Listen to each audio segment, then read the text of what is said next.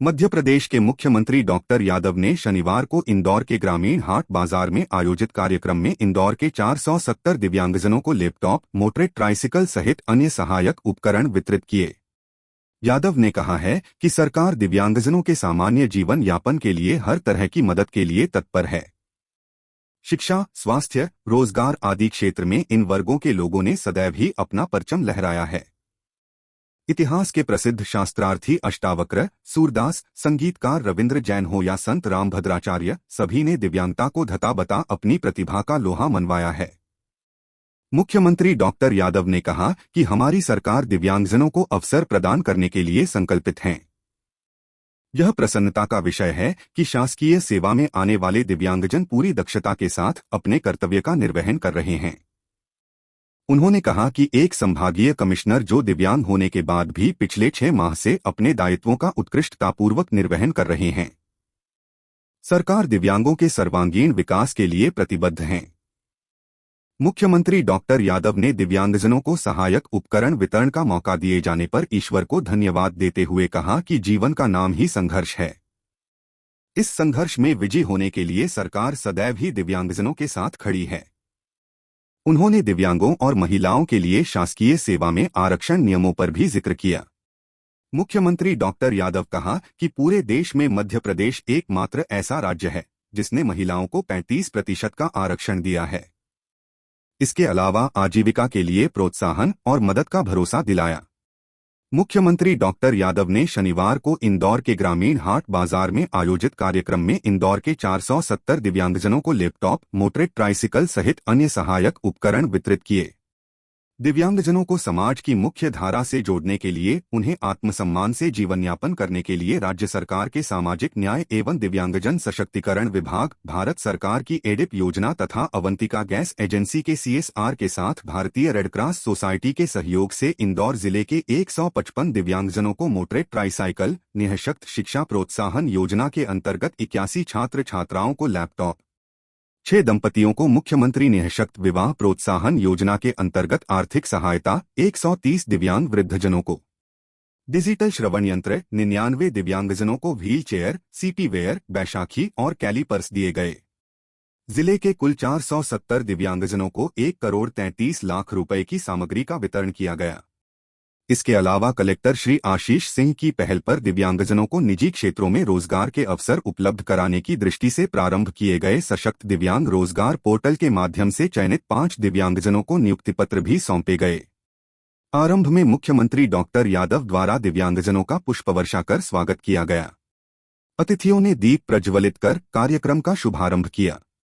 इस अवसर पर जल संसाधन मंत्री श्री तुलसीराम सिलावट, महापौर श्री पुष्यमित्र भार्गव, विधायक श्री मनोज पटेल, श्री महेंद्र हार्डिया, जिला पंचायत अध्यक्ष श्रीमती रीना मालवीय, श्री गौरव रणदीवे, श्री चिंटू वर्मा सहित जनप्रतिनिधि एवं बड़ी संख्या में दिव्यांगजन और नागरिक मौजूद थे।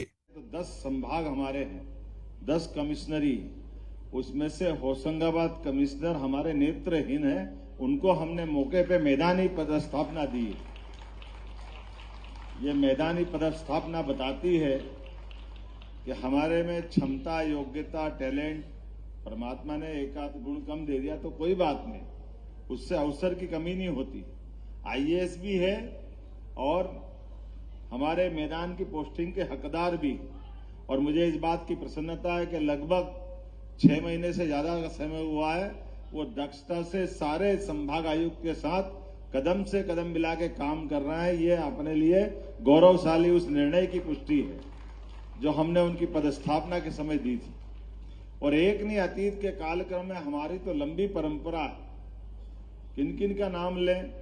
अष्टावक्र महाराज जनक के समय अपनी विद्वत्ता के बलबूते पर, उनके बारे में तो ऐसा कहा गया अष्टावक्र के कि वो गर्भ के दौरान ही शास्त्रार्थ करने में समर्थ थे और शास्त्रार्थ में अपनी बात से, भाव के संप्रेषण से वो अपनी विद्वत्ता का अपने पिता से भी एक बार किसी विषय पर, उनके पिता भी बहुत विद्वान थे और पिता को गुस्सा आ गया और उनकी भी अपनी साधना थी,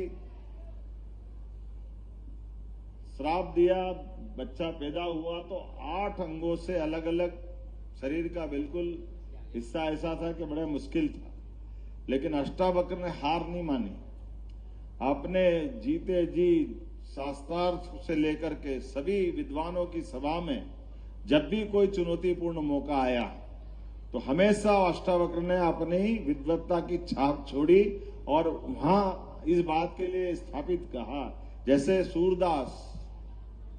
और अभी सूरदास की बात भी छोड़ो, हमारे यहाँ अभी फिल्मी दुनिया के गीतकार रविंद्र जैन, क्या अद्भुत गीतकार, क्या संगीतकार, क्या उनकी अपनी गायन शैली रामायण को घर घर तक पहुंचाने के लिए, महाभारत को पहुंचाने के लिए, प्रसंगों को सुना करके त्वरित उसी समय अच्छे गीतों की पंक्ति बना करके शास्त्रों के माध्यम से और संगीत के माध्यम से खास करके कोई किसी प्रकार की कमी नहीं निकाल सकता। और उनके साथ अभी हमारे लिए तो अभी अयोध्या में भगवान राम के मुस्कुराने का समय है। राम जी के मसले में जब सुप्रीम कोर्ट में फाइनल फैसला होने गया तो उस फैसले के समय में हम राम भद्राचार्य जी को नहीं भूल सकते, जिनने अपनी विद्वत्ता के बलबूते पे अकाट्य तर्कों के साथ, है तो वो बचपन से नेत्र सुख से वंचित, लेकिन